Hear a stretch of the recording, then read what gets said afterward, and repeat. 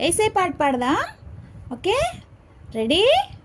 చిన్నారులారా చిరుదివ్వెలారా స్తోత్రం చేయండి.